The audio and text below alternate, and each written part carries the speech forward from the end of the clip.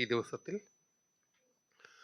നമ്മൾ കഴിഞ്ഞ ക്ലാസ് നമ്മുടെ കഴിഞ്ഞ ക്ലാസ് ആയിരുന്നത് ഒരു പ്രത്യേക വിഷയത്തിലായിരുന്നു. നമ്മൾ ഓർക്കണ്ടോ എന്ന് അറിയില്ല. റാബി ആൻഡ് തൽമീദ് എന്ന് പറയുന്ന ഒരു ഭാഗം, ഗുരു ശിഷ്യ ബന്ധം, ക്രിസ്ത്യൻ ഡിസൈപ്പിൾഷിപ്പിനെ നമ്മൾ പരിശുദ്ധാത്മാവിൽ ആശ്രയിച്ച് ആ, മറ്റൊരു തരത്തിൽ വ്യാഖ്യാനിക്കുകയായിരുന്നല്ലോ. റാബി തൽമീദ് എന്ന രീതിയിൽ ഗുരു ശിഷ്യബന്ധം എന്താണ്, ശിഷ്യത്വം എന്നതിൻ്റെ ഒരു 5 ക്ലാസ്സുകളാണ് എടുത്തത്. നിങ്ങളത് മറന്നുപോയി എന്ന് വെച്ചുകൊണ്ട് പ്രശ്നമൊന്നുമില്ല. ഈ ദൈവവചനത്തിൻ്റെ ഒരു പ്രത്യേകത എന്താണെന്ന് വെച്ചാൽ ഇത് നമുക്ക് ആഹാരം പോലെയാണ്. ഇപ്പം നമ്മൾ 5 വർഷം മുമ്പ് കഴിച്ച ആഹാരം എന്താണെന്ന് നമ്മൾ ഓർത്തില്ലെങ്കിലും കുഴപ്പമില്ല. പക്ഷെ അതിൻ്റെ ആ ഗുണങ്ങളെല്ലാം ശരീരത്തിൽ പ്രാപിച്ച് അത് വളർച്ച പ്രാപിച്ചിട്ടുണ്ട്. ഇപ്പം ശരീരത്തിന് ആ വളർച്ച ഉണ്ടായിട്ടുണ്ട്. അപ്പോൾ എന്താണ് പറഞ്ഞത് എന്നുള്ള കാര്യങ്ങളൊന്നും ഓർക്കാതിരിക്കുക എന്നുള്ളതൊന്നും വിഷയമല്ല.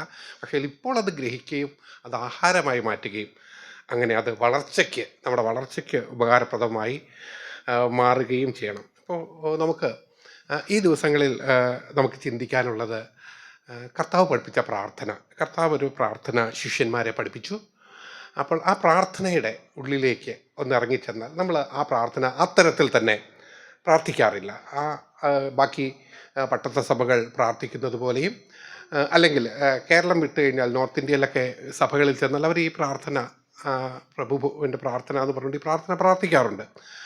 ഈ പ്രാർത്ഥന അങ്ങനെ തന്നെ പ്രാർത്ഥന പ്രൊവിൻസിലൊക്കെ ചെന്ന് കഴിഞ്ഞാൽ ഈ പ്രാർത്ഥന പ്രാർത്ഥിക്കാതെ ഒരു പൊന്തിക്കൊസ്ത സഭകളുമില്ല. അവരെല്ലാം ഈ പ്രാർത്ഥന പ്രാർത്ഥിക്കും. നമ്മൾ ആ തരത്തിൽ തന്നെ അങ്ങ് അത് കാണാതെ പഠിച്ചത് പ്രാർത്ഥിക്കാറില്ല. എന്നാൽ ആ പ്രാർത്ഥനയുടെ സാരാംശങ്ങളെല്ലാം നമ്മുടെ പ്രാർത്ഥനാ ജീവിതത്തിൽ വളരെ വ്യക്തമായി ആവശ്യമാണ്. അപ്പോൾ അതെന്താണ്? അതുകൊണ്ടാണ് കർത്താവ് ഇവണ്ണം പ്രാർത്ഥിപ്പിൻ എന്ന് പറഞ്ഞപ്പോൾ എന്താണ് ആ പ്രാർത്ഥന കൊണ്ട് ഉദ്ദേശിക്കുന്നത്? ഒന്ന്, ശിഷ്യന്മാർ കർത്താവ് പ്രാർത്ഥിക്കുന്നത് കണ്ടു. പ്രാർത്ഥിച്ച് തീർന്നപ്പോഴാണ് ലൂക്കോസിൻ്റെ സുവിശേഷത്തിൽ പറഞ്ഞിട്ടുണ്ട്. മത്തായി സുവിശേഷം ഗിരിപ്രഭാഷണത്തിൻ്റെ ഭാഗമായിട്ട് ഉപദേശമായിട്ട് പഠിപ്പിച്ചപ്പോൾ ലൂക്കോസ് സുവിശേഷത്തിൽ രേഖപ്പെടുത്തിയിരിക്കുന്നത് അതൊരു ശിഷ്യന്മാരുടെ ഒരു ആഗ്രഹമായിരുന്നു, ഞങ്ങൾക്കും പ്രാർത്ഥിക്കാൻ പഠിപ്പിക്കണമെന്ന്. അപ്പോൾ നമുക്ക് മനസ്സിലാവുന്നത് അവിടെ എടുത്തു പറഞ്ഞിട്ടുണ്ട്. യോഹന്നാൻ തൻ്റെ ശിഷ്യന്മാരെ പ്രാർത്ഥിക്കാൻ പഠിപ്പിച്ചിട്ടുണ്ട്. പരീശന്മാരും ശാസ്ത്രന്മാരും പുരോഹിതന്മാരെല്ലാവരും പ്രാർത്ഥിക്കുന്നുണ്ട്. യോഹന്നാൻ തൻ്റെ ശിഷ്യന്മാരെ പ്രത്യേകം പ്രാർത്ഥിക്കാൻ പഠിപ്പിക്കുന്നുണ്ട്. അപ്പോൾ ഞങ്ങൾ യേശുവിൻ്റെ ശിഷ്യന്മാരാണ്. അപ്പോൾ യേശു ഞങ്ങളെ പഠിപ്പിക്കണം. അങ്ങ് എങ്ങനെയാണ് പ്രാർത്ഥനയെ നോക്കിക്കാണുന്നത്? ഞങ്ങൾ എങ്ങനെയാണ് അങ്ങയുടെ ശിഷ്യന്മാർ എന്നുള്ള രീതിയിൽ ഞങ്ങളെങ്ങനെയാണ് പ്രാർത്ഥനയിലേക്ക് കടക്കേണ്ടത്? യേശു പ്രാർത്ഥിക്കുന്നത് കണ്ടു, അതിൻ്റെ വ്യത്യാസം മനസ്സിലായി. ആ പ്രാർത്ഥിച്ച് തീർന്നവരെ നോക്കിയിരുന്നു. അതിനുശേഷം അവിടെ എടുത്തു പറഞ്ഞിട്ടുണ്ട് ശിഷ്യന്മാരിൽ ഒരുവനാണ് വന്ന് എല്ലാവരും കൂടെ ചെന്നിട്ട് പറഞ്ഞില്ല. അപ്പോൾ ഒരുവൻ്റെ ഹൃദയത്തിലാണ് അതൊന്ന് ആളിക്കത്തിയത്. ഈ പ്രാർത്ഥനയ്ക്കൊരു വ്യത്യാസമുണ്ട്, ഇത് വ്യത്യസ്തമാണ്. ഞാൻ യേശു പ്രാർത്ഥിക്കുന്നത് പോലെ യേശുവിൻ്റെ ശിഷ്യൻ എന്ന തലത്തിൽ ഞാനിത് പ്രാർത്ഥിക്കാൻ പഠിക്കേണ്ടതാണ്. കർത്താവ് അത് പഠിപ്പിക്കുവാൻ തയ്യാറായി. ആ പ്രാർത്ഥന നമുക്കെല്ലാവർക്കും അറിയാവുന്നൊരു പ്രാർത്ഥനയാണ്. അതിൻ്റെ ഒന്നാമത്തെ വാക്യം നമുക്കെല്ലാവർക്കും അറിയാവുന്ന പോലെ സ്വർഗസ്നായ ഞങ്ങളുടെ പിതാവേ എന്നാണ് വിളിക്കുന്നത്. പിതാവേ എന്ന് വിളിക്കാനായിട്ട് പ്രാർത്ഥിച്ചു. അപ്പോൾ ഇത് എന്താണ് ആ പിതാവേ എന്ന് വിളിക്കുന്ന ആ ഒരു പ്രാർത്ഥനയുടെ പ്രാധാന്യം എന്ന് പറയുന്നത്? പഴയ നിയമ പ്രാർത്ഥനയുടെ ആറ്റിറ്റ്യൂഡ് എങ്ങനെയാണ് പഴയ നിയമ വിശ്വാസികൾ പ്രാർത്ഥനയെ നോക്കിക്കണ്ടിരിക്കുന്നത് എന്ന് മനസ്സിലാക്കണമെങ്കിൽ സങ്കീർത്തന ഭാഗങ്ങളിൽ അതിനെപ്പറ്റി പറയുന്ന ഭാഗം നമുക്ക് എല്ലാവർക്കും അറിയാവുന്നതാണ്. 123 സങ്കീർത്തനമാണ്. ദാസന്മാരുടെ കണ്ണ് യജമാനൻ്റെ കയ്യിലേക്കും ദാസിമാരുടെ കണ്ണ് യജമാനത്തിയുടെയും കയ്യിലേക്ക് എന്നതുപോലെ ഞങ്ങൾ പ്രാർത്ഥിക്കാൻ ചെയ്യും. അതായത് അവിടുത്തെ പ്രാർത്ഥനയുടെ ലക്ഷ്യം എന്ന് പറഞ്ഞാൽ ഒരു ദാസൻ തൻ്റെ യജമാനനോട് അടുക്കൽ നിൽക്കുന്നത് പോലെ ദാസി തൻ്റെ യജമാനത്തിയുടെ അടുക്കൽ നിൽക്കുന്നത് പോലെ തങ്ങളുടെ ഇമ്മീഡിയറ്റ് ലീഡർ തങ്ങളെ അനുഗ്രഹിക്കുവാനും തങ്ങൾക്ക് ആവശ്യമുള്ള കാര്യങ്ങൾ നൽകുവാനും പ്രാപ്തിയുള്ള ഒരു യജമാനൻ്റെ മുൻപിൽ ഒരു ദാസനെ പോലെ ഒരു ദാസിയെ പോലെ നിന്നാണ് പഴയ നിയമ പ്രാർത്ഥനയുടെ, നമുക്ക് എവിടെ നോക്കിക്കഴിഞ്ഞാലും ആ പഴയ നിയമ പ്രാർത്ഥനയുടെ ആറ്റിറ്റ്യൂഡ് നോക്കിക്കഴിഞ്ഞാൽ നമുക്ക് എപ്പോഴും കാണാൻ പറ്റുന്ന അങ്ങനെ ഒരു പ്രാർത്ഥനയാണ് പ്രാർത്ഥിക്കുന്നത്. പക്ഷേ കർത്താവ് തൻ്റെ ശിഷ്യന്മാരോട് പറഞ്ഞു, അങ്ങനെയല്ല, നിങ്ങൾ നിൽക്കേണ്ടത് ആ തരത്തിലല്ല, നിങ്ങൾ നിൽക്കേണ്ടത് വ്യത്യസ്തമാണ്. നിങ്ങൾ നിൽക്കുന്നത് ഒരു പിതാവിൻ്റെ മുൻപിൽ ഒരു പുത്രൻ നിൽക്കുന്നത് പോലെയാണ് നിങ്ങൾ പ്രാർത്ഥനയ്ക്കായിട്ട് നിൽക്കേണ്ടത്. അപ്പോൾ അവിടെ തന്നെ വലിയൊരു വ്യത്യാസം സംഭവിച്ചിട്ടുണ്ട്. നമ്മുടെ വീട്ടിൽ ഒരാൾ വന്നിട്ട് നമ്മളന്ന് ആലോചിക്കുകയാണെങ്കിൽ ഒരു ഭിക്ഷക്കാരൻ നമ്മുടെ വീട്ടിൽ വന്നിട്ട് നമ്മുടെ അടുക്കൽ ചോദിക്കുകയാണ്, അമ്മ എനിക്കൊരു ഗ്ലാസ് വെള്ളം തായോ അല്ലെങ്കിൽ വെള്ളം തരാവോ എന്ന് ചോദിക്കുന്ന ഒരു രീതിയുണ്ട്. അല്ലെങ്കിൽ നമ്മുടെ വീട്ടിൽ നമുക്കറിയാവുന്ന അയൽവക്കത്തുള്ള ഒരാൾ യാത്ര പോകുന്ന വഴിക്ക് എനിക്കൊരു ഗ്ലാസ് വെള്ളം തരുമോ എന്ന് ചോദിക്കുന്നത്, അതിന് വേറൊരു രീതിയുണ്ട്. എന്നാൽ നമ്മുടെ വീട്ടിൽ ചെന്ന് അമ്മയോട് വെള്ളം വാങ്ങിച്ച് കുടിക്കുന്നതിന് വേറൊരു രീതിയുണ്ട്. അപ്പോൾ ഈ കാര്യങ്ങളെല്ലാം നമ്മുടെ ഹൃദയത്തിൽ വരണം. നമ്മൾ ഏത് നിലവാരത്തിൽ നിന്നുകൊണ്ടാണ് നമ്മൾ പ്രാർത്ഥിക്കാൻ നിൽക്കുന്നത്? നമ്മൾ നിൽക്കുന്നത് ആരായിട്ടാണ്? നമ്മൾ ആരുടെ മുൻപിലാണ് നിൽക്കുന്നത്? നമ്മൾ ആരായിട്ടാണ് നിൽക്കുന്നത് എന്നാണ് നാം വ്യക്തമായിട്ട് മനസ്സിലാക്കേണ്ടത്. അപ്പോൾ പ്രാർത്ഥിക്കാൻ നിൽക്കുമ്പോൾ ഒരു കാര്യം നമുക്ക് ഉറപ്പുവരുത്തണം.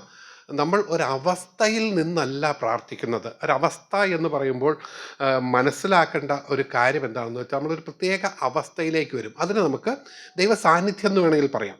ഒരു ദൈവ സാന്നിധ്യത്തിൻ്റെ അവസ്ഥയിൽ നിന്നുകൊണ്ട് നമുക്ക് പ്രാർത്ഥിക്കാൻ പറ്റും. അത് നിശ്ചയമായിട്ട് നമുക്ക് സാധിക്കും. ആ അവസ്ഥ നമ്മൾ തന്നെ ഉണ്ടാക്കിയെടുക്കുന്ന ഒരു സാഹചര്യമാണ്, ഒരു പശ്ചാത്തലമാണ്. പ്രാർത്ഥിക്കാനായിട്ടിരിക്കുമ്പോൾ നമ്മൾ നമ്മുടെ കണ്ണുകളെ അടയ്ക്കും, നമ്മുടെ മനസ്സിനെ ഏകാഗ്രമാക്കി നമ്മളൊരവസ്ഥ ഉണ്ടാക്കിയെടുത്തിട്ട് നമ്മൾ പ്രാർത്ഥിക്കും. ആ അവസ്ഥയിൽ നമുക്ക് മറ്റുള്ള കാര്യങ്ങളിലൊക്കെ പയ്യെ വിസ്മൃതമാക്കിയോ ദൂരത്തേക്ക് മാറ്റി നിർത്തുകയോ ചെയ്തതിന് ശേഷം ഒരവസ്ഥ നമ്മൾ തന്നെ ഒരു പശ്ചാത്തലം രൂപീകരിച്ച് മിക്കവാറും വളരെ സമാധാനമുള്ളൊരു സ്ഥലം നോക്കി തിരഞ്ഞെടുത്ത് നമ്മൾ പ്രാർത്ഥനയിലേക്ക് കിടക്കും. നന്നായി പ്രാർത്ഥിക്കുന്നവരുടെ കാര്യമാണ് പറയുന്നത്, പ്രാർത്ഥന എത്തിക്കുന്നവരുടെ കാര്യമല്ല പറയുന്നത്. പ്രാർത്ഥന എത്തിക്കുക എന്ന് പറഞ്ഞാൽ സഭകളിലുള്ള ആൾക്കാർക്കൊക്കെ അറിയാം. പ്രാർത്ഥന എത്തിക്കുന്നത് ഏറ്റവും തമാശയുള്ള രൂപമാണ്. മാത്തനിതാ മലക്കുന്നു, മാത്തൻ്റെ കാര്യമൊക്കെ കർത്താവിന് അറിയാമല്ലോ. അത് മാത്തൻ കിടക്കാവുമ്പോഴാണ് കർത്താവിന് കാര്യമൊക്കെ അറിയാമല്ലോ എന്ന് ഒറ്റ കിടപ്പാണ്. അല്ലെങ്കിൽ ഉള്ള കുരിശും വരച്ചേച്ച് കിടക്കാൻ പറയും. അപ്പോൾ പ്രാർത്ഥന എത്തിക്കുന്നവരുടെ കാര്യമല്ല, പ്രാർത്ഥനയുടെ അനുഭവത്തിലേക്ക് കിടക്കുന്ന ആളുകൾ പ്രാർത്ഥനയ്ക്കായി തങ്ങൾ തന്നെ ആക്കിയെടുക്കുന്നൊരു പശ്ചാത്തലത്തേക്ക് കടന്നിട്ട് അവിടെ വെച്ച് പ്രാർത്ഥിക്കും. പക്ഷേ ഈ പശ്ചാത്തലത്തിൽ നിൽക്കുന്ന സമയത്ത്, അവസ്ഥയിൽ പ്രാർത്ഥിക്കുമ്പോൾ തന്നെ നമ്മുടെ പ്രാർത്ഥന കേൾക്കുന്ന വ്യക്തി നമ്മുടെ മുൻപിലുണ്ട് എന്നുള്ള കാര്യത്തിൽ നമുക്ക് ഉറപ്പുവരുത്താൻ പറ്റില്ല. ആ ഒരു അവസ്ഥയിലേക്ക് നമ്മൾ കടന്ന് നിൽക്കണമെങ്കിൽ അതിനേക്കാൾ അപ്പുറമാണ്. അതായത് ഒരു അവസ്ഥയുണ്ടായാൽ മാത്രം പോരാ, ഒരു പശ്ചാത്തലം ഉണ്ടായാൽ മാത്രം പോരാ, നമ്മുടെ സാഹചര്യങ്ങളെല്ലാം അനുകൂലമാക്കിയൊരു പ്രാർത്ഥനാന്തരീക്ഷത്തിലേക്ക് കയറിയാൽ മാത്രം പോരാ. ഈ പ്രാർത്ഥിക്കുന്ന വ്യക്തിയുടെ മുൻപിൽ നമ്മൾ എത്തി എന്നുള്ള ഒരു വലിയ സാഹചര്യത്തിലേക്ക് നമ്മൾ കടന്ന് നിൽക്കേണ്ടതൊരാവശ്യമാണ്. അത് നിൽക്കുമ്പോൾ ആ വ്യക്തി ആരാണെന്നുള്ളതാണ് അവിടെ ഏറ്റവും പ്രധാനം. അതെൻ്റെ പിതാവാണ്. അപ്പോൾ ആ നിൽക്കുന്ന അവസരത്തിൽ ഞാൻ നിൽക്കുന്നത് ഒരു അധികാരത്തോടു കൂടിയിട്ടാണ്. ഞാൻ ഒരു മകനാണ് എന്നുള്ള അധികാരത്തോടു കൂടിയാണ്. അപ്പോൾ അത് നിൽക്കണമെങ്കിൽ ഒരൊറ്റ കാര്യമേ ഉള്ളൂ. ഏറ്റവും പ്രധാനപ്പെട്ടത് ഞാൻ മകനായിരിക്കണം. വെറുതെ ഒരാളെ നമുക്ക് അപ്പ എന്ന് വിളിക്കാൻ സാധിക്കില്ല. ഒരു വൈറ്റൽ റിലേഷൻഷിപ്പ്, വളരെ വ്യക്തമായ ഒരു റിലേഷൻഷിപ്പ്, ഒരു ബന്ധം സ്ഥാപിച്ചവർക്ക് മാത്രമേ ഒരാൾക്ക് പിതാവെന്ന് വിളിക്കാൻ പറ്റുള്ളൂ. നമ്മുടെ ബന്ധത്തിൽ തന്നെ എത്ര പേരുണ്ട്, അവർ ആരെയും നമ്മൾ പിതാവേ എന്നല്ല വിളിക്കുന്നത്, അപ്പ എന്നല്ല വിളിക്കുന്നത്. അപ്പ എന്ന് വിളിക്കുന്നത് ആരുടെ രക്തത്തിൽ നിന്നാണോ ഞാൻ ഉത്ഭവിക്കപ്പെട്ടത് അയാളെയാണ് അപ്പ എന്ന് വിളിക്കുന്നത്. പലപ്പോഴും പല സാഹചര്യം കൊണ്ട് അനേക ആൾക്കാരപ്പ എന്നൊക്കെ, കൂട്ടുകാരുടെ അപ്പ എന്നൊക്കെ അപ്പ എന്ന് വിളിക്കും, അല്ലെങ്കിൽ ഏതെങ്കിലും തരത്തിൽ അധികാരത്തിലുള്ള ആളുകളെയൊക്കെ അപ്പ എന്ന് വിളിക്കും. പക്ഷെ അങ്ങനെയൊന്നുമല്ല. യഥാർത്ഥത്തിൽ നമുക്കറിയാം, അപ്പൻ എന്നുള്ള വാക്കിൻ്റെ അർത്ഥം ഞാൻ ആരുടെ രക്തത്തിൽ നിന്നാണോ ഞാൻ പിറന്നത്, ആരുടെ ജഡത്തിൽ നിന്നാണോ ഞാൻ പിറവിയെടുത്തത്, അവരാണ് എൻ്റെ അപ്പൻ. അപ്പോൾ ഈ കാര്യത്തെപ്പറ്റി യോഹന്നാൻ്റെ സുവിശേഷത്തിൽ പറയുന്നു, ഒരാൾ എങ്ങനെയാണ് ദൈവമകനാകുന്നതെന്ന്. അവനെ കൈക്കൊണ്ട് അവൻ്റെ നാമത്തിൽ വിശ്വസിക്കുന്ന ഏവർക്കും ദൈവമക്കളാവാൻ അധികാരം കൊടുത്തു. ആ വാക്ക് അധികാരം എന്നാണ്. അധികാരം കൊടുത്തു. അടുത്ത വാക്യം പറയുന്നത് അവർ രക്തത്തിൽ നിന്നല്ല, ജഡത്തിൽ നിന്നല്ല, പുരുഷൻ്റെ ഇച്ഛയാലല്ല. അതായത് സാധാരണഗതിയിൽ ഒരു പിതൃത്വ ബന്ധം സംഭവിക്കുന്നത് ഈ 3 കാരണങ്ങൾ കൊണ്ടാണ്. ഒരാൾ രക്തത്തിൽ നിന്ന്, ജഡത്തിൽ നിന്ന്, പുരുഷൻ്റെ ഇച്ഛയാൽ. അപ്പോൾ നമുക്ക് സാധാരണഗതിയിൽ നമുക്ക് ഒരു ബയോളജിക്കലായിട്ട്, ജീവശാസ്ത്രപരമായിട്ട് നമുക്കൊരു പിതൃപുത്ര ബന്ധം ഉണ്ടാവുന്നത് രക്തത്തിൽ നിന്നാണ്, ജഡത്തിൽ നിന്നാണ്, പുരുഷൻ്റെ ഇച്ഛയാലാണ്. പുരുഷൻ്റെ ഇച്ഛയാലാണ് നമുക്കൊരു പിതാവാണ്. ഒരു പിതാവിൻ്റെ ഇച്ഛയാൽ, അവൻ്റെ ജഡത്തിൽ നിന്ന്, അവൻ്റെ രക്തത്തിൽ നിന്നാണ് ഒരു ബന്ധമുണ്ടാകുന്നത്. അപ്പോൾ അങ്ങനെ ഒരു ബന്ധം ഉണ്ടാകുന്ന ഒരു വ്യക്തിയാണ് പിതാവെന്ന് വിളിക്കാൻ സാധിക്കുമ്പോൾ നമുക്ക് എങ്ങനെയാണ് നമ്മുടെ സ്വർഗസ്ഥനായ പിതാവിനെ പിതാവെന്ന് വിളിക്കുന്നത്? ആ ബന്ധം വരുന്നത് ഈ വഴിയിലല്ല. അതായത് രക്തത്തിൽ നിന്നല്ല, ജഡത്തിൽ നിന്നല്ല, പുരുഷൻ്റെ ഇച്ഛയാലല്ല, പകരം എവിടുന്ന? ആത്മാവിൽ നിന്ന്. ദൈവത്തിൽ നിന്ന് ജനിക്കുന്നവൻ, ദൈവത്തിൻ്റെ ആത്മാവിലൂടെ ജനിക്കുന്നവൻ. അത് നിക്കോദെമോസിനോട് അത് പറഞ്ഞ് പഠിപ്പിക്കുമ്പോൾ പറയുന്നത്, ജഡത്തിൽ നിന്ന് ജനിച്ചത് ജഡമാകുന്നു, ആത്മാവിൽ നിന്ന് ജനിച്ചത് ആത്മാവാകുന്നു. അപ്പോൾ ആത്മീകമായി ഞാൻ എൻ്റെ പിതാവ് പുത്ര ബന്ധത്തിലേക്ക് കിടക്കുമ്പോൾ നാം പലപ്പോഴും നമ്മുടെ ചിന്ത സംഭവിക്കുന്ന ഒരു കാര്യം, അതൊരു ടെക്നിക്കൽ വേർഡാണ്. എൻ്റെ ആത്മീക പിതാവാണ്. നമ്മൾ പലപ്പോഴും പല ആളുകളെയും പലപ്പോഴും ഇപ്പോൾ സായിച്ചാനെ പോലുള്ള ഒരാളെ എനിക്ക് വേണമെങ്കിൽ പറയാൻ പറ്റും, എൻ്റെ ആത്മീക പിതാവാണ് സാജിച്ചായൻ എന്ന് എനിക്ക് വേണമെങ്കിൽ പറയാൻ പറ്റും. പക്ഷെ അങ്ങനെ അനേകരെ പറ്റി നമ്മൾ പറയാറുണ്ട്. നമ്മളത് ലെസ്സർ, അതായത് എനിക്ക് ഒരു പിതാവുണ്ട്, എനിക്കൊരു ജഡിക പിതാവുണ്ട്, എനിക്കൊരു ആത്മീയ പിതാവ്. ഇതിനേക്കാളൊക്കെ വലിയ അർത്ഥമാണ് ആത്മീകമായി ഞാൻ ജനിക്കുക എന്ന് പറഞ്ഞാൽ. കാരണം ജഡത്തിനൊരു പരിധിയുണ്ട്, ജഡത്തിനൊരു അവസാനമുണ്ട്. പക്ഷേ അവസാനമില്ലാത്തതും നിത്യതയോളം നീളുന്നതാണ് ആത്മാവിൻ്റെ ബന്ധമെന്ന് പറയുന്നതും. ആത്മാവിൽ പിതാപുത്ര ബന്ധം വന്നെങ്കിൽ മാത്രമേ നിത്യതയിലേക്ക് നീളുന്ന ഒരു പിതൃപുത്ര ബന്ധത്തിലേക്ക് കിടക്കാൻ കഴിയുള്ളൂ. അപ്പോൾ ജഡത്തിലുള്ള പിതൃപുത്ര ബന്ധത്തെക്കാളൊക്കെ വളരെ വളരെ വളരെ വളരെ മുകളിലുള്ളൊരു ബന്ധമാണ് ആത്മാവിനോടുള്ള പിതൃപുത്ര ബന്ധം. അപ്പോൾ ഇങ്ങനെ ഒരു പിതൃപുത്ര ബന്ധത്തിലേക്ക്, ഒരു പിതാവും പുത്രനും എന്നുള്ള ബന്ധത്തിലേക്ക് കയറി നിൽക്കുന്നവർക്ക് മാത്രമേ എന്ത് സാധിക്കുകയുള്ളൂ? സ്വർഗസ്ഥനായ എൻ്റെ പിതാവേ എന്ന് വിളിച്ച് പ്രാർത്ഥിക്കുവാൻ കഴിയുള്ളൂ. അപ്പോൾ ആ ഒരു ബന്ധത്തിലേക്കാണ് ഞാൻ കടന്നു നിൽക്കുന്നത്. ഞാൻ ആത്മബന്ധത്തിൽ, അതായത് നാശമില്ലാത്ത നിത്യതയോളം നിലനിൽക്കുന്ന എൻ്റെ ആത്മബന്ധത്തിലെ ഒരു പുത്രത്വത്തിലേക്ക് ഞാൻ കടന്നു. അത് കടക്കാൻ എൻ്റെ കയ്യിൽ മറ്റു മാർഗമൊന്നും ഉണ്ടായില്ല. എൻ്റെ ക്രിയേറ്ററാണ് എന്നുള്ളൊരു മാർഗം എനിക്കുണ്ടെങ്കിൽ പോലും അതെനിക്ക് നഷ്ടപ്പെട്ട, അല്ലെങ്കിൽ എൻ്റെ കയ്യിൽ നിന്ന് കൈമോശം വന്ന ഒരു മാർഗമായിരുന്നു. എന്നാലും എനിക്ക് പിന്നീട് ആ മാർഗം, ആത്മബന്ധം, ആ ബന്ധം എനിക്ക് ഒരിക്കൽ പാപത്തിൽ വീണ് മരിച്ചുപോയൊരു ബന്ധമാണ്. അതെനിക്ക് വീണ്ടും പുതുക്കി ആത്മബന്ധം സ്ഥാപിക്കാൻ എനിക്ക് സാധ്യമായത് ഒരു വഴിയിൽ കൂടിയാണ്.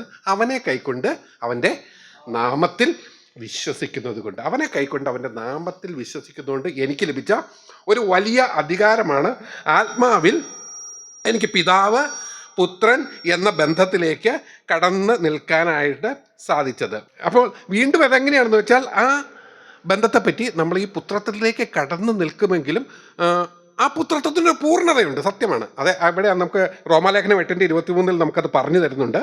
ആത്മാവെന്ന ആദ്യദാനം ലഭിച്ചിരിക്കുന്ന നാമും നമ്മുടെ ശരീരത്തിൻ്റെ വീണ്ടെടുപ്പായ പുത്രത്വത്തിന് കാത്തുകൊണ്ട് ഉള്ളിൽ ഞെരുങ്ങുന്നു. അപ്പോൾ ഈ പൂർണ്ണതയുണ്ട്, ഈ പുത്രത്വത്തിനൊരു പൂർണ്ണതയുണ്ട്, ഒരു ആദ്യദാനമാണ്. ഈ അവസ്ഥ നമുക്കൊരു ആദ്യദാനമാണ്. ആത്മാവിലുള്ള ബന്ധമെന്ന് പറയുന്നത് അത് ആദ്യദാനമാണ്. ഇതിനൊരു പൂർണ്ണതയുണ്ട്. ഈ പൂർണ്ണത ഈ ശരീരത്തിൻ്റെ വീണ്ടെടുപ്പൂടി കഴിയുമ്പോഴാണ് ആ പുത്രത്വത്തിൻ്റെ ആ സമ്പൂർണ്ണത നമുക്ക് അനുഭവിക്കാൻ കഴിയുന്നത്. അതായത് ദേഹി ആത്മാവിന് സമ്പൂർണ്ണമായിട്ട് ആ പുത്രത്വം അനുഭവിക്കാവുന്ന ഒരു അവസ്ഥയുണ്ട്. അതുവരെ നമുക്കൊരു ഞെരക്കമുണ്ട്. കാരണം ആത്മാവിൽ നമുക്കിതെല്ലാം സാധിക്കുമ്പോൾ പോലും നമ്മുടെ ശരീരത്തിൻ്റെ ജഡത്തിൻ്റെ ബലഹീനതകൾ നടക്കുകയാണ്. ഈ ശരീരത്തിൻ്റെ വീണ്ടെടുപ്പ് നടന്നിട്ടില്ല. അതുകൊണ്ട് തന്നെ ആ ഞെരക്കം നമ്മളെ എപ്പോഴും ബാധിക്കും. നമ്മൾ പിതാവേന്ന് വിളിക്കുമ്പോൾ നമ്മുടെ ഉള്ളിലൊരു ഞെരക്കമുണ്ട്. കാരണം ശരീരം വീണ്ടെടുക്കപ്പെട്ടിട്ടില്ല. അപ്പോൾ അതിനൊരു കാത്തുകൊണ്ടിരിക്കുകയാണ്. അതാണ് നമ്മുടെ പ്രത്യാശ. അപ്പോൾ ശരീരത്തിൻ്റെ വീണ്ടെടുപ്പാകുന്ന ആ പുത്രത്വത്തിന് വേണ്ടിയിട്ട് നമ്മൾ കാത്തിരിക്കുകയാണ്. അപ്പോൾ ഏത് കപ്പാസിറ്റിയിലാണ് നമ്മൾ നിൽക്കുന്നത്? നമ്മൾ ഏത് കപ്പാസിറ്റിയിലാണ് ദൈവത്തിൻ്റെ മുൻപിൽ നിൽക്കുന്നത്? അപ്പോൾ അത് നമ്മളെ വ്യക്തമായിട്ട് പഠിപ്പിക്കുന്ന ഒരു കാര്യം എന്താണെന്ന് വെച്ച് കഴിഞ്ഞാൽ, നമ്മൾ പുത്രൻ എന്നുള്ള ആ ഒരു തരത്തിലേക്ക് വേണം. അത് സാധിക്കുന്നത് റോമാലേഖനം നമ്മളെ പഠിപ്പിക്കുന്ന ഒരു പ്രത്യേക അവസ്ഥയിലൂടെ നമ്മൾ കടന്നു പോകുമ്പോഴാണ്. ദൈവാത്മാവ് നടത്തുന്നവരെല്ലാവരും ദൈവത്തിൻ്റെ മക്കളാകുന്നു. അപ്പോൾ ദൈവാത്മാവ് നടത്തുന്നവരെല്ലാം ദൈവത്തിൻ്റെ മക്കളാകുന്നു എന്ന് മാത്രമല്ല, ആ മക്കൾക്ക് എങ്ങനെയാണ് നമ്മൾ ഒരിക്കലും ദാസത്വത്തിൻ്റെ ആത്മാവിനെ അല്ല പ്രാപിച്ചിരിക്കുന്നത്. അബാ പിതാവേ എന്ന് വിളിക്കുന്ന പുത്രത്വത്തിൻ്റെ ആത്മാവിനെ പ്രാപിച്ചവരാണ്, പുത്രത്വത്തിൻ്റെ ആത്മാവിനെ പ്രാപിച്ചവരാണ്. അതായത് അവിടെ എടുത്തു പറയുന്നൊരു കാര്യമുണ്ട്, നാം പ്രാപിച്ചിരിക്കുന്ന ദാസ്യത്വത്തിൻ്റെ ആത്മാവല്ല, not the spirit of the slavery but the spirit of the sonship. ഒരു പുത്രത്വത്തിൻ്റെ ആത്മാവിനെ നമ്മൾ പ്രാപിച്ചവരാണ്. അതിൻ്റെ വ്യത്യാസം എടുത്തു പറയുന്നുണ്ട്. അത് ദാസ്യത്വത്തിൻ്റെ ആത്മാവല്ല. നമ്മൾ ഒരിക്കലും ഒരു ദാസനെ പോലെയല്ല ചോദിക്കുന്നത്. പുത്രത്വത്തിൻ്റെ ആത്മാവിനെയാണ് നമ്മൾ വിളിക്കുന്നത്. എന്താ? അബാ പിതാവേ. പിതാവേ എന്ന് വിളിക്കാൻ നമ്മളെ പ്രാപ്തരാക്കുന്ന പുത്രത്വത്തിൻ്റെ ആത്മാവിനെ പ്രാപിച്ചിട്ടാണ് നമ്മൾ നിൽക്കുന്നത്. അപ്പോൾ നമ്മൾ പ്രാർത്ഥിക്കാൻ എല്ലാ ദിവസവും ഭംഗിയായിട്ട് പ്രാർത്ഥിക്കാൻ നിൽക്കുന്ന നമ്മുടെ മുന്നൊരുക്കത്തിൽ നമ്മൾ ഇങ്ങനെ ഒരു കാര്യം ഉറപ്പ് പ്രാപിച്ചിട്ടാണോ നമ്മൾ നിൽക്കുന്നത്? ഞാൻ അധികാരത്തോടെ, എനിക്ക് പുത്രനാവാൻ ലഭിച്ചിരുന്ന അധികാരം ലഭിച്ചത് എവിടെ നിന്നാണ്?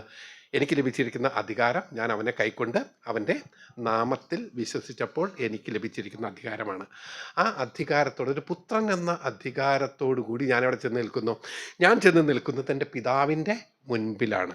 അപ്പോൾ ഞാനൊരു കാര്യം പ്രാർത്ഥിക്കുക, യാചിക്കുക, അതെന്ത് തന്നെയാണെങ്കിലും ഏത് തരത്തിലാണെങ്കിലും അവിടെ സംഭവിക്കുന്നതിനൊരു പ്രത്യേകതയുണ്ട്. ഞാൻ നിൽക്കുന്ന കപ്പാസിറ്റി, ഞാനായിരിക്കുന്ന എൻ്റെ നിലവാരം, ഞാനൊരു പുത്രനാണെന്നുള്ള നിലവാരം പ്രാപിച്ചിട്ടാണ് ഞാൻ അവിടെ നിൽക്കുന്നത് എന്നുള്ള കാര്യം ഉറപ്പ് വേണം. അപ്പോൾ നമ്മൾ വെറുതെ കർത്താവ് പറഞ്ഞു പിതാവേന്ന് വിളിച്ചോ എന്ന് പറഞ്ഞിട്ട് എന്നാൽ ഞാനും അപ്പാന്ന് വിളിച്ചേക്കാം എന്ന് വിചാരിച്ചിട്ട് ഒരാൾക്ക് അപ്പനും മോനും ആവാൻ പറ്റില്ല. ഈ പ്രക്രിയകൾ ആത്മീയമായി നമ്മുടെ ഉള്ളിൽ വ്യക്തമായിട്ട് നടക്കുകയും നമുക്കത് എൻജോയ് ചെയ്യാം, നമുക്കത് അനുഭവിക്കാൻ പറ്റുകയും വേണം. അത് നമ്മുടെ കയ്യിലുണ്ടായിട്ട് മാത്രം കാര്യമില്ല, അത് നമുക്ക് അനുദിന ജീവിതത്തിൽ നമുക്കത് ഒരു പിതൃപുത്ര ബന്ധം എൻജോയ് ചെയ്യാൻ, ആസ്വദിക്കാനായിട്ട് സാധിക്കണം.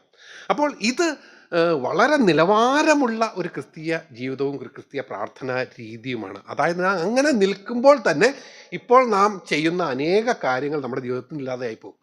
അനേക പ്രാർത്ഥനകൾ നമ്മുടെ ജീവിതത്തിൽ നിന്ന് ഇല്ലാതെയായി പോകും. അനേക കാര്യങ്ങൾ നമ്മൾ പ്രാർത്ഥിക്കേണ്ട തരത്തിൽ പ്രാർത്ഥിക്കാൻ തുടക്കും, അനേക കാര്യങ്ങൾ പ്രാർത്ഥിക്കാതെ ഇരിക്കും. കാരണം ആ ഒരു ബന്ധം നമ്മൾ തന്നെ ആലോചിച്ചാൽ നമ്മളൊരു അപ്പൻ്റെ അടുത്ത് നിൽക്കുന്നത് പോലെയാണോ നമ്മൾ മറ്റുള്ളവരുടെ അടുത്ത് നിൽക്കുന്നത് എന്നുള്ളൊരു തരത്തിൽ നാം ഒന്ന് ആലോചിച്ച് നോക്കിയാൽ മാത്രം മതി. ആ ബന്ധത്തിൻ്റെ ആ വ്യത്യാസം എന്താണെന്ന് നമുക്ക് വളരെ വ്യക്തമായിട്ട് മനസ്സിലാകും. അപ്പോൾ ഇന്ന് നമ്മൾ ഒന്ന് യോഹന്നാൻ്റെ വായിച്ച ഭാഗമുണ്ടല്ലോ, പാപം ചെയ്യുന്നവർ പിശാചിൻ്റെ മകനാവുന്നു, പിശാച് ആദ്യം മുതൽ പാപം ചെയ്യുന്നുള്ളൂ, പിശാചിൻ്റെ പ്രവൃത്തികളെ അയപ്പാൻ തന്നെ ദൈവപുത്രൻ പ്രത്യക്ഷനായി. ഈ ഒരു കാര്യമാണ് കാര്യം.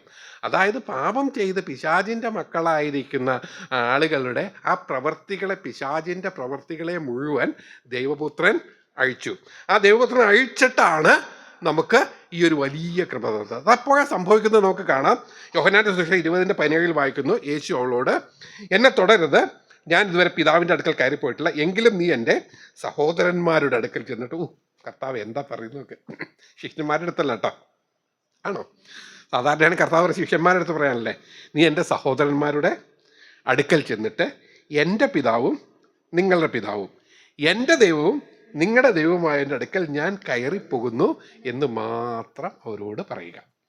അപ്പോൾ ഈ രണ്ട് കാര്യങ്ങളാണ് പറയുന്നത്, എൻ്റെ സഹോദരന്മാരുടെ അടുക്കൽ. അതായത് കർത്താവ് ഉയർത്തെഴുന്നേറ്റ് കർത്താവ് പറയാണ്, ശിഷ്യന്മാരൊന്നും അല്ല, അവരെൻ്റെ സഹോദരന്മാരാണ്. അതായത് ഞാനും അവരും ഒരേ കപ്പാസിറ്റിയിലുള്ളവരാണ്, ഒരേ അപ്പൻ്റെ മക്കളാണ്. ഞാനും പത്രോസും യോഹന്നാനും തോമാസും എല്ലാവരും ആരാണ്? ഒരപ്പൻ്റെ മക്കളാണ്. ഞങ്ങളെല്ലാവരും സഹോദരന്മാരാണ്.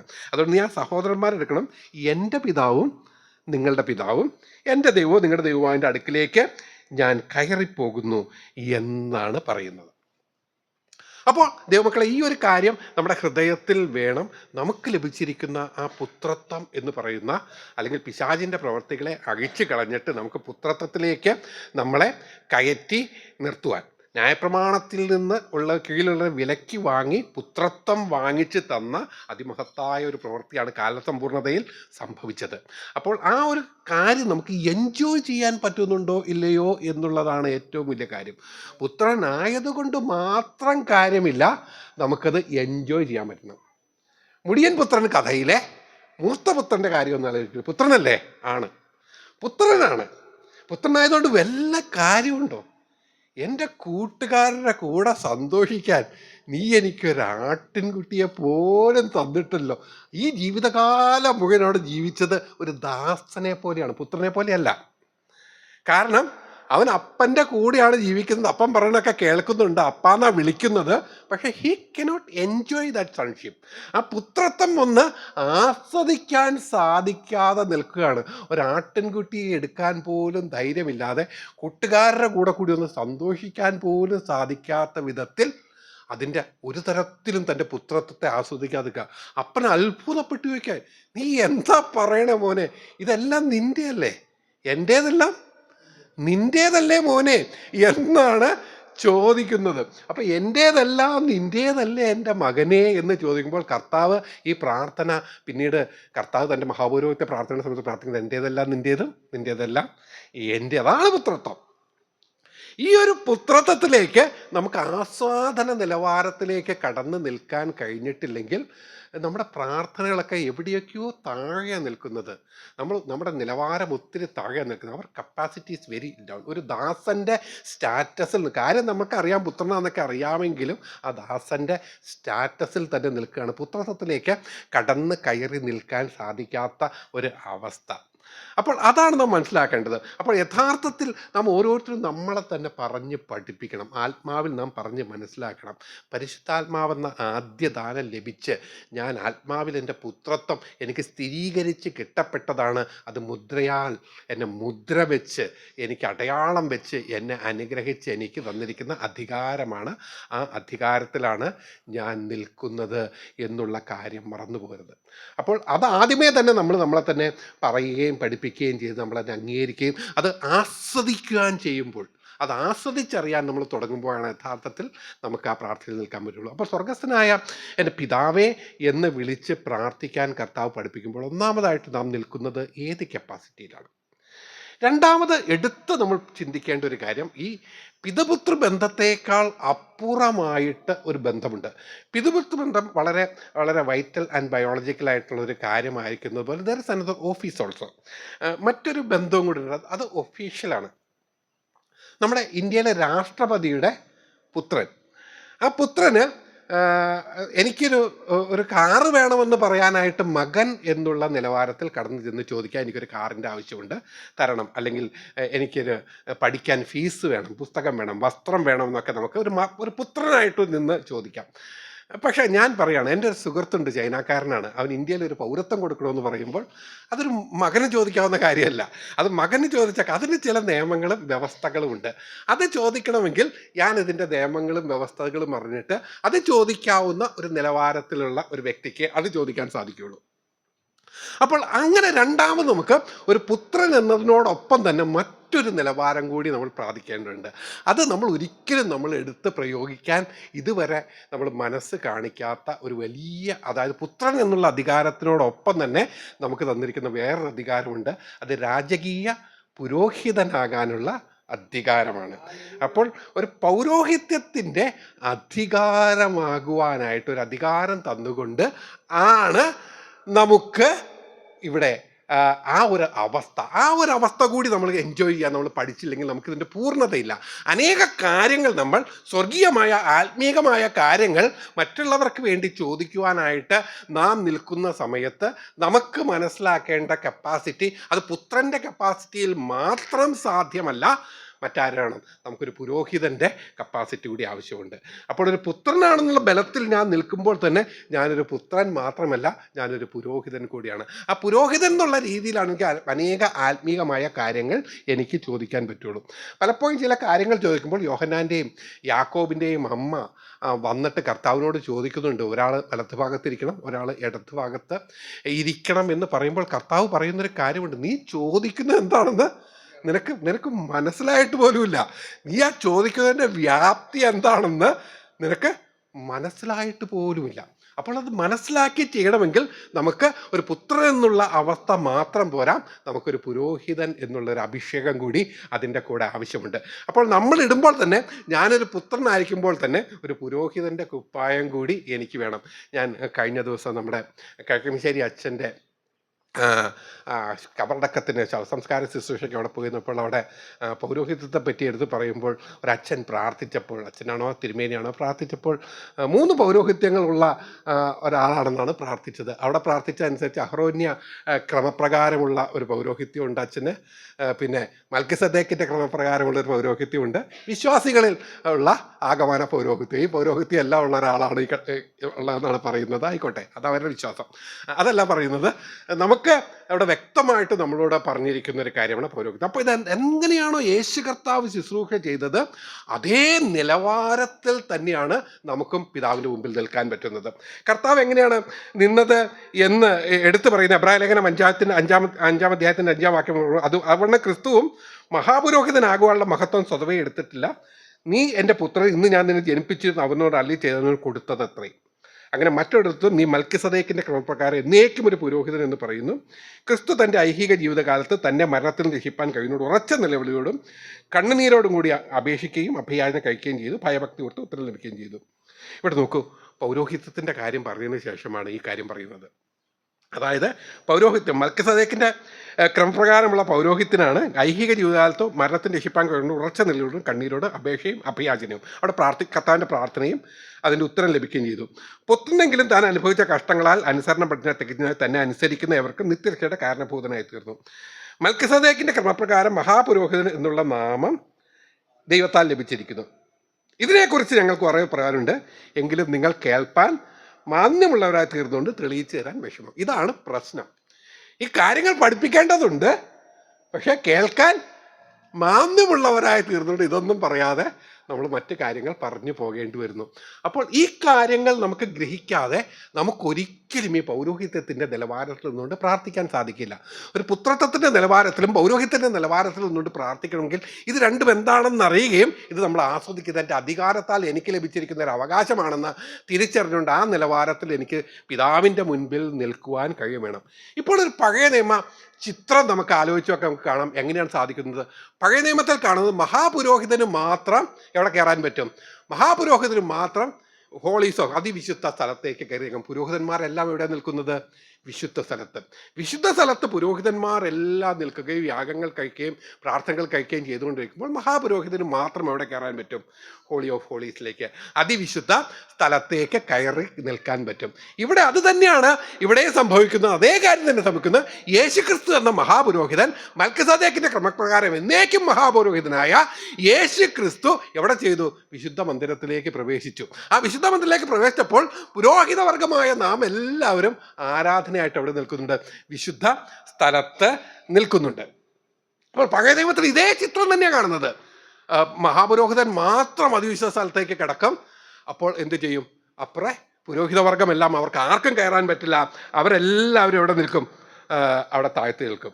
എന്നാൽ എബ്രായ ലേഖനം പഠിപ്പിക്കുന്ന ഒരു കാര്യം എന്താ, 9-ാം അധ്യായത്തിന്റെ 11-12 വായിക്കുമ്പോൾ ക്രിസ്തു വരുവാനുള്ള നന്മകളുടെ മഹാപുരോഹിതനായി വന്നിട്ട് കൈപ്പണിയല്ലാത്തതായി എന്ന് വെച്ചാൽ ഈ സൃഷ്ടിയിൽ ഉൾപ്പെടാത്തതായി വലിപ്പവും തികവുമേറിയ ഒരു കൂടാരത്തിൽ കൂടി ആട്ടുകൊറ്റന്മാരുടെയും പശുക്കിടാങ്ങളുടെയും രക്തത്താലല്ല സ്വന്തം രക്തത്താൽ തന്നെ ഒരിക്കലായിട്ട് വിശുദ്ധ മന്ദിരത്തിൽ പ്രവേശിച്ച് എന്നേക്കുമുള്ള വീണ്ടെടുപ്പ് സാധിച്ചു. ഇവിടെ പറയുന്ന യേശു ഇങ്ങനെ ആടിൻ്റെയും പശുവിൻ്റെയും ഒന്നും രക്തം കൊണ്ടല്ല, സ്വന്തം രക്തം കൊണ്ട് എവിടെ ചെന്നു, ഈ സൃഷ്ടിയിൽ പെടുന്ന സ്ഥലത്തല്ല, യഥാർത്ഥത്തിൽ ഏതാണോ ആലയം, ദൈവം ഇരിക്കുന്ന സ്ഥലം എവിടെയാണോ, പിതാവ് ഇരിക്കുന്ന സ്ഥലം എവിടെയാണോ അവിടേക്ക് പ്രവേശിച്ചു. എങ്ങനെയാ, സ്വന്തം രക്തം കൊണ്ട് അവിടേക്ക് പ്രവേശിച്ചിട്ട് എന്ത് ചെയ്തു, എന്നേക്കുമായിട്ടുള്ള വീണ്ടെടുപ്പ് സാധിച്ചു. അപ്പോൾ യേശു ഏത് കപ്പാസിറ്റിയിലാണോ ശുശ്രൂഷ ചെയ്യുന്നത് അതേ കപ്പാസിറ്റി തന്നെ പുത്രന്മാരായ നാമും കർത്താവിൻ്റെ അടുക്കൽ ചെല്ലേണ്ടത് എന്നാണ് പഠിപ്പിക്കുന്നത്. നമ്മുടെ കർത്താവ് യേശു എന്ന മഹാപുരോഹിതൻ ദൈവസന്നിധിയിലേക്ക് പ്രവേശിച്ചിട്ടുണ്ട്, തൻ്റെ സ്വന്തം രക്തത്താൽ അവിടെ കയറി ചെന്നിട്ടുണ്ട്. അതുകൊണ്ട് എന്ത് സംഭവിച്ചു, അവിടെ ചെന്നിട്ട് എന്നേക്കുമായിട്ടുള്ള ആ വീണ്ടെടുപ്പ് സാധിച്ചു. അപ്പോൾ മാത്രമല്ല അവിടെ ഒരു പ്രത്യേകത ഉണ്ട്. ഈ പുരോഹിതൻ, മഹാപുരോഹിതൻ ഒരു പ്രത്യേകത. മഹാപുരോഹിതൻ എന്ത് ചെയ്യണം, പ്രാർത്ഥന കഴിഞ്ഞാൽ ഇറങ്ങിപ്പോരണം. അവിടെ ചെന്ന് ഒരു പ്രാവശ്യം ചെന്ന് രക്തം തളിച്ചു കഴിഞ്ഞാൽ മഹാപുരോഹിതൻ എന്ത് ചെയ്യണം, അവിടെ നിന്ന് ഇറങ്ങിപ്പോരണം. അവിടെ അത്രയും നേരം നിൽക്കാൻ മാത്രമേ മഹാപുരോഹിതന് പറ്റുള്ളൂ. പക്ഷേ യേശുവിന് എൻ്റെ ആവശ്യമുണ്ടോ, യേശു അവിടെ ചെന്ന് ഇരിക്കുക. യേശു ആ തൻ്റെ ശുശ്രൂഷയെല്ലാം തികച്ച് അവിടെ മഹാപുരോഹിതനായിട്ട് കയറി ചെന്നിട്ട് വലതു ഭാഗത്ത് അവിടെ ഇരിക്കുകയാണ്, അവിടെ തന്നെ ഇരിക്കുകയാണ്. അപ്പോൾ നമ്മുടെ കാര്യമോ, നമുക്ക് കയറി ചെല്ലാൻ പറ്റുമോ?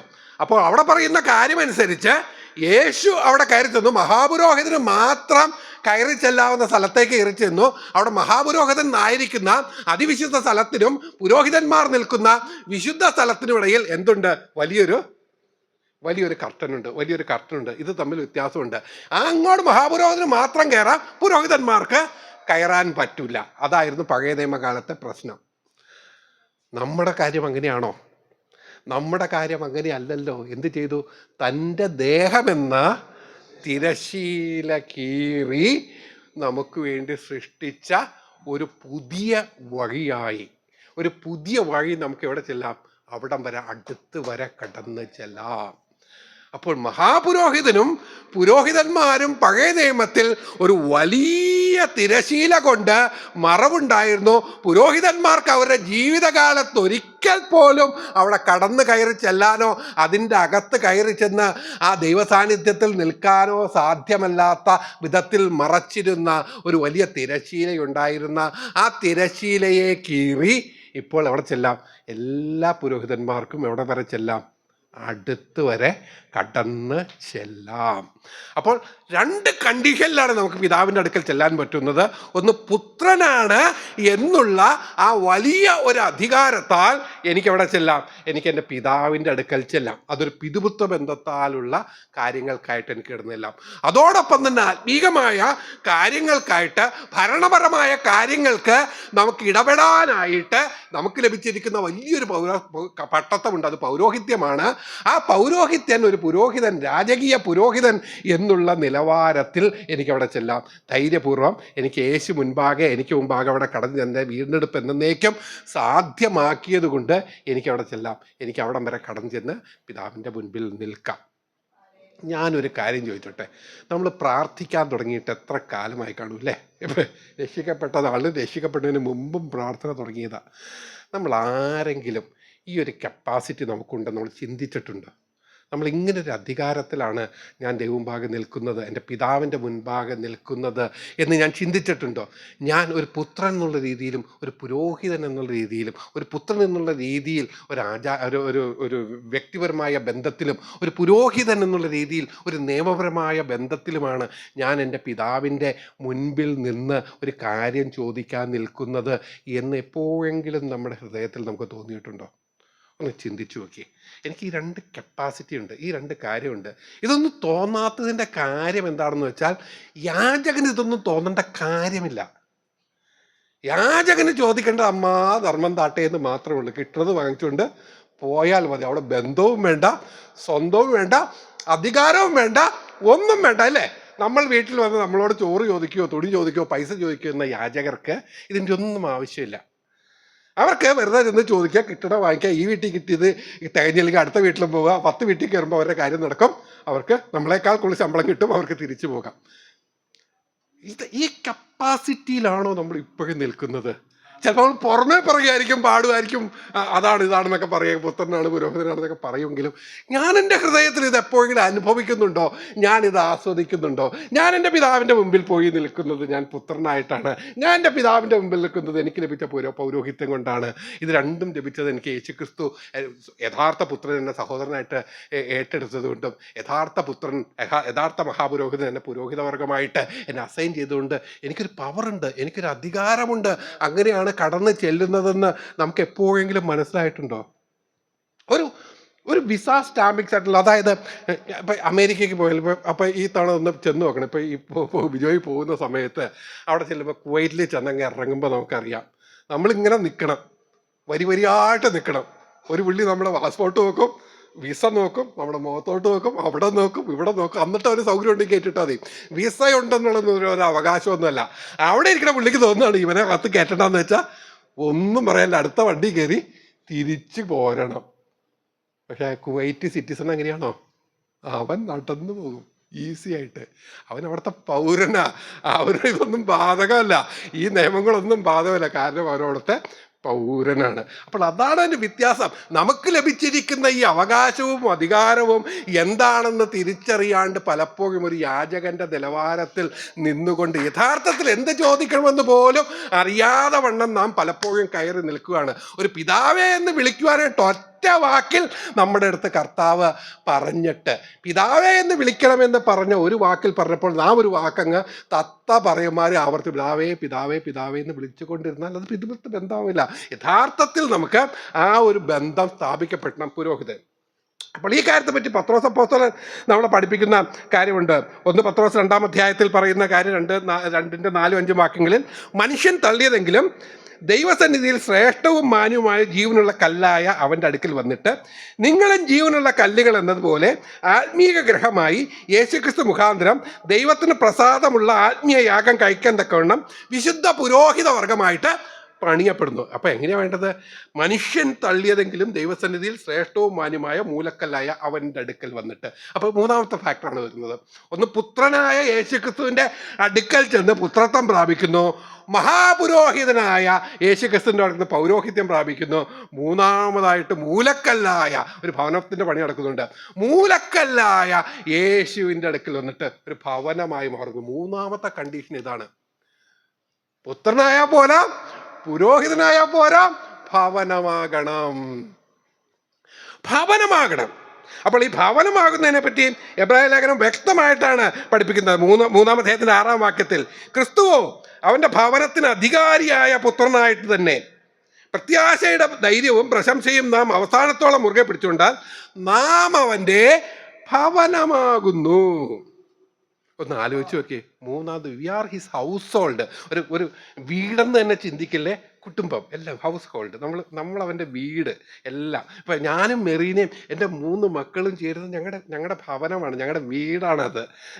അതാണ് അതിൻ്റെ ഏറ്റവും വലിയ ഒരു സത്യം. അപ്പം നമ്മൾ ആ ഹൗസ് ഹോൾഡായി മാറുകയാണ്. അപ്പം കർത്താവ് തൻ്റെ മഹാപൗരോഹിത്യ പ്രാർത്ഥനയിൽ കർത്താവ് പ്രാർത്ഥിച്ചതാ, നമ്മൾ തമ്മിലുണ്ടായ സ്നേഹത്തിലേക്ക് ഇവരെയും കൂടി, നമ്മൾ തമ്മിലുണ്ടായിരുന്ന ബന്ധത്തിലേക്ക് ഇവരെയും കൂടി, നമ്മൾ ആ ഭവനത്തിലേക്ക്, ആ ദൈവ ഭവനമായി മാറുകയാണ്. അതിൻ്റെ ഒരു മെറ്റാഫോർ മാത്രമാണ്, അതിനെ ചിത്രീകരിക്കുന്നത് മാത്രമാണ് നമ്മൾ കല്ലുകൊണ്ട് പണിത ഒരു വീടെന്ന് കാണിക്കുന്നത്. നമ്മൾ കല്ലുകൊണ്ട് പണിത വീടെന്നുള്ളൊരു മെറ്റാഫോർ നമുക്ക് കാണിച്ചു തരുമ്പോൾ യഥാർത്ഥത്തിൽ അതല്ല അതിൻ്റെ അർത്ഥം. പിതാവ്, പുത്രൻ, പരിശുദ്ധാത്മാവ് എന്ന ആ ഭവനത്തിലേക്ക്. അങ്ങനെയല്ലേ കർത്താവ് പ്രാർത്ഥിച്ചേ? യോഹന്നാൻ പഴയ പ്രാർത്ഥന അതാണ്. നമ്മൾ തമ്മിലുണ്ടായിരുന്ന ആ സ്നേഹത്തിലേക്ക്, ആ ബന്ധത്തിലേക്ക് ഇവരെയും കൂടെ കയറ്റി ചേർത്ത് നിർത്തണമേ എന്ന് പ്രാർത്ഥിക്കുന്നു. We are becoming the household. നമ്മൾ ആ part of that divine family, ദൈവിക കുടുംബത്തിൻ്റെ ഒരു ഭാഗമായി മാറി നിന്നുകൊണ്ടാണ് we are the part of that family. അപ്പോൾ ഇതാണ് യഥാർത്ഥത്തിൽ നമ്മൾ അനുഭവിക്കേണ്ട അടുത്ത ഭാഗം. ഒരു പുത്രനെന്നും പുരോഹിതനെയും അപ്പുറമായിട്ട് ഞാനൊരു ഭവനമാണ്. ആ ഭവനം പണിതുകൊണ്ടിരിക്കുകയാണ്. ഇതെല്ലാം അതിൻ്റെ വർക്ക് ഈസ് അണ്ടർ പ്രോസസ്സാണ് ഇതെല്ലാം നടന്നുകൊണ്ടിരിക്കുന്നത്. ഈ ഭവനം പണി നടന്നുകൊണ്ടിരിക്കുന്ന ഈ സമയത്ത് ക്രിസ്തു എന്ന മൂലക്കല്ലിൻ്റെ അടുക്കൽ ചെന്നിട്ട് ഭവനം നടക്കുന്നു. ക്രിസ്തു എന്ന മഹാപുരോഹിതൻ്റെ അടുക്കൽ നിന്ന് പൗരോഹിത്യം പ്രാപിക്കുന്നു. അത് മാത്രമല്ല, ഈ ഭവനത്തിൻ്റെ വർക്ക് നടന്നുകൊണ്ടിരിക്കുകയായിരുന്നു. അവിടെ എടുത്തു പറയുന്ന ഒരു കാര്യമുണ്ട്. അവിടെ അധികാരത്തിൻ്റെ കാര്യം പറയുന്നുണ്ട്. ക്രിസ്തുവോ അവൻ്റെ ഭവനത്തിന് അധികാരിയായ പുത്രനായിട്ട് തന്നെ. അധികാരമുണ്ട്. മോശ പണിതതുപോലെയല്ല ഭവനം പണിയുന്നത്. ക്രിസ്തു പണിതതുപോലെ അധികാരത്തിലാണ്. അതായത് അധികാരമുള്ളവരായിട്ടാണ് ഈ ഭവനം പണിതുകൊണ്ടിരിക്കുന്നത്. പ്രത്യാശയുടെ ധൈര്യവും പ്രശംസയും നാം അവസാനത്തോളം മുറുകെ പിടിച്ചുകൊണ്ടാൽ നാം അവൻ്റെ ഭവനമാകുന്നു. അപ്പോൾ ക്രിസ്തു ഭവനം പണിയുന്നു, അതോടൊപ്പം തന്നെ അധികാരിയായിട്ട് നമ്മളും ഈ ഭവനത്തിൻ്റെ ഒരു കല്ലാണ്, ഭവനത്തിൻ്റെ ഒരു പാർട്ടാണ്. രണ്ടാമത് ആ ഭവനം പണിയുന്നവരും നമ്മൾ തന്നെയാണ്. ആ ഭവനം പണിയും നമ്മൾ തന്നെയാണ്. 1 കൊരിന്ത്യർ 3:11 പറയുന്നു, യേശുക്രിസ്തു എന്നിട്ടിരിക്കുന്ന അടിസ്ഥാനത്തിലല്ലാതെ മറ്റൊന്നും ഇടുവാൻ ആർക്കും കഴിയില്ല. ആ അടിസ്ഥാനത്തിന്മേൽ ആരെങ്കിലും പൊന്ന്, വെള്ളി, വിലയേറിയ കല്ല്, മരം, പുല്ല്, വൈക്കോൽ എന്ന് പണിയുന്നുവെങ്കിൽ അവൻ്റെ പ്രവൃത്തി വെളിപ്പെടും. ആ ദിവസം അവനെ തെളിയിക്കും, അത് തീയോടെ വെളിപ്പെടുത്തും. ഒരുത്തൻ്റെ പ്രവൃത്തി ഇന്നവിധമെന്ന് തീ തന്നെ ശോധന ചെയ്യും. ഒരുത്തൻ പണിത പ്രവൃത്തി നിലനിൽക്കുമെങ്കിൽ അവന് പ്രതിഫലം കിട്ടും. ഒരുത്തൻ്റെ പ്രവൃത്തി വെന്തു പോയാലും ഛേദം വരും, താനോ രക്ഷിക്കപ്പെടും. എന്നാൽ തീയിൽ എന്നതുപോലെ അത്രേ. നിങ്ങൾ ദൈവത്തിൻ്റെ മന്ദിരമെന്നും ദൈവത്തിൻ്റെ ആത്മാവ് നിങ്ങളിൽ വസിക്കുമെന്നും നിങ്ങൾ അറിയുന്നില്ലല്ലോ. ഈ മന്ദിരം പണി നടക്കുക. ഈ പണി നടക്കുമ്പോൾ ഞാനൊരു കല്ലാണ്, ഞാനൊരു കല്ലായിട്ട് അവിടെ ഉണ്ട്, അതോടൊപ്പം തന്നെ ഞാൻ പണിക്കാരനുമാണ്. യെസ്, ഞാനൊരു കല്ലാണ്, ഞാൻ ഭവനം പണിയുന്നവനുമാണ്. പൊന്ന്, വെള്ളി, വിലയേറിയ കല്ലുകൾ കൊണ്ട് ഈ ഭവനം പണിയുന്നവൻ ഞാൻ തന്നെയാണ്. ഞാനൊരു കല്ലുമാണ്. ആ ഭവനം എന്തിനുള്ള? നിങ്ങൾ ദൈവത്തിൻ്റെ മന്ദിരവും ദൈവത്തിൻ്റെ ആത്മാവ് വസിക്കുവാനുമുള്ള, ദൈവത്തിന് വസിക്കുവാനുള്ള മന്ദിരമായിട്ട് ഞാൻ പണിയപ്പെട്ടുകൊണ്ട് ഇരിക്കുന്ന ഒരു വലിയ ചിത്രം എൻ്റെ ഉള്ളിലുണ്ട്. അപ്പോൾ പിതാവേ എന്ന് വെറുതെ വിളിച്ച് നിൽക്കുമ്പോൾ ഞാൻ നിൽക്കുന്നത് എവിടെയാണെന്നറിയാവോ? ദൈവഭവനം ഞാൻ തന്നെയാണ്. ഞാനാകുന്ന ഭവനത്തിൽ തന്നെയാണ് ഞാൻ നിൽക്കുന്നത്. ഞാൻ തന്നെയാണ് അവിടെ പുരോഹിതൻ. ഞാൻ ആത്മീയ യാഗങ്ങൾ പുരോഹിതവർഗമായിട്ട് പടർന്നു നിൽക്കുന്നു. മാത്രമല്ല, ഞാൻ അവൻ്റെ പുത്രനുമാണ്. ഇതെല്ലാ കപ്പാസിറ്റിയിൽ നിന്നിട്ടാണ് ഒരാൾ ദൈവസന്നിധിയിലേക്ക് കയറി നിൽക്കുന്നത്. അങ്ങനെ അല്ലെങ്കിൽ, അങ്ങനെ ഒരു വൈറ്റലായിട്ട് റിലേഷൻ അല്ലെങ്കിൽ നമ്മൾ അറിഞ്ഞോ അറിയാതെയോ വിഗ്രഹാരാധികളായി മാറിക്കൊണ്ടിരിക്കുകയാണ്. ഒരു വിഗ്രഹത്തിൻ്റെ പ്രത്യേകത എന്താണെന്ന് വെച്ചാൽ നാം ഉന്മാദത്തിലാണ്, ഇല്ലേ? ഒരു വിഗ്രഹത്തിന്റെ മുൻപിൽ നിൽക്കുന്ന ഒരു ഭക്തന് ലഭിക്കുന്നത് എല്ലാത്തരം ഉന്മാദങ്ങളും ലഭിക്കുന്നുണ്ട്. അവന് ദൈവസാന്നിധ്യം ലഭിക്കുന്നുണ്ട്, അവന് ദൈവസാന്നിധ്യ ബോധം ലഭിക്കുന്നുണ്ട്, അവൻ സംസാരിക്കുന്ന ഒരു ദൈവത്തോടാണെന്ന് അവൻ്റെ ചിന്ത വരുന്നുണ്ട്, അവൻ്റെ ഉള്ളിൽ എന്തൊക്കെയോ ലഭിക്കാനായിട്ട് കഴിവുള്ള ഒരു ദൈവത്തിൻ്റെ അടുക്കൽ നിൽക്കുന്നെന്ന് അവൻ ചിന്തിക്കുന്നുണ്ട്. അത് അവൻ്റെ സൈഡിൽ നിന്ന്. മറ്റേ അങ്ങേ സൈഡിൽ നിന്ന് വല്ലതും ഉണ്ടോ? ഒന്നുമില്ല. കാരണം അവിടെ ഒരു കല്ലായിരിക്കുന്നു, ഒരു വിഗ്രഹം മാത്രമേ ഇരിക്കുന്നത്. അപ്പോൾ ഒരു വശത്ത് ഒന്നും ചെയ്യാൻ കഴിവില്ലാത്ത ഒരു വിഗ്രഹവും സഹായിക്കാൻ കഴിയാത്തൊരു വിഗ്രഹവും, മറ്റൊരു വശത്ത് ഒരു തെറ്റായ ചിന്താഗതിയിൽ നിൽക്കുന്ന ഒരു ഭക്തനുമാണ് സാധാരണ വിഗ്രഹാരാധന മുമ്പിൽ നിൽക്കുന്നത്. ഒരുപക്ഷെ നാം ആ വിഗ്രഹാരാധന തലത്തിലേക്ക് നമ്മൾ ഒരുപക്ഷെ കാണപ്പെടുന്ന ഒരു വിഗ്രഹം നമ്മുടെ മുമ്പിൽ ഇല്ലായിരിക്കാം. പക്ഷെ എവിടെയൊക്കെയോ പഠിച്ചു വളർന്ന ചില മെൻ്റൽ മോഡൽസിനെ വിഗ്രഹമാക്കി വെച്ചുകൊണ്ട് എവിടെയോ തിരിച്ചൊന്നും കഴിയാൻ കഴിയാത്തൊരു വിഗ്രഹത്തെ അപ്പുറം വെച്ചുകൊണ്ട് ഏകപക്ഷീയമായ ഒരു ഉന്മാദാവസ്ഥയിൽ എക്സ്കാറ്റിക്കായിട്ട് നിന്നുകൊണ്ട് ഞാൻ എൻ്റെ ദൈവത്തിനെ ഒരു സാഹചര്യങ്ങളും ഒരു പശ്ചാത്തലവും സൃഷ്ടിച്ച് ഞാൻ ദൈവം മുമ്പാകെ നിന്ന് പ്രാർത്ഥിക്കുകയാണെങ്കിൽ നാം വിഗ്രഹാരാധികളെക്കാൾ ഒട്ടും ഭേദമല്ല നമ്മൾ. അതൊന്നും ഹൃദയത്തിൽ മനസ്സിലാക്കുക. ഞാനായിരിക്കുന്ന കപ്പാസിറ്റിയിൽ ഞാൻ ആരാണെന്ന് മനസ്സിലാക്കിക്കൊണ്ട് ഞാൻ ആരുടെ മുമ്പിലാണ് നിൽക്കുന്നതെന്ന് മനസ്സിലാക്കുന്നത്. ജീവനുള്ള എൻ്റെ പിതാവിൻ്റെ മുൻപിൽ, ദൈവത്തിൻ്റെ മുൻപിൽ ഞാൻ ഒരു പുത്രനായിട്ട്, ഒരു പുരോഹിതനായിട്ട്, അവൻ്റെ ഭവനമായിട്ട് ഞാൻ അവിടെ നിൽക്കുന്നത് എന്നൊരു ബോധ്യം എനിക്ക് മനസ്സിലായില്ലെങ്കിൽ, അത് ഞാൻ ഉൾക്കൊണ്ടില്ലെങ്കിൽ, എനിക്കത് എൻജോയ് ചെയ്യാൻ പറ്റിയില്ലെങ്കിൽ, നമുക്ക് എന്താ മറ്റുള്ളവരായിട്ട് എന്ത് വ്യത്യാസമുണ്ടെന്നാണ് പറയുന്നത്? നമ്മൾ തന്നെ പറയുന്ന വ്യത്യാസങ്ങളല്ലാണ്ട് നമ്മൾ ആ വ്യത്യാസം അനുഭവിച്ചില്ലെങ്കിൽ എന്താണ് ഈ മാറി വന്നുകൊണ്ടൊരു പ്രയോജനം നമുക്കുള്ളത്?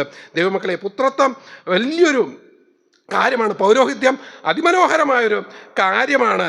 അപ്പോൾ ഇത് നമ്മുടെ ഹൃദയത്തിൽ നമ്മളായിരിക്കേണ്ട തലത്തിൽ തന്നെ നമുക്ക് ലഭിക്കേണ്ട ഒരു കാര്യമാണ് എന്ന് ഓർത്തുകൊള്ളുക.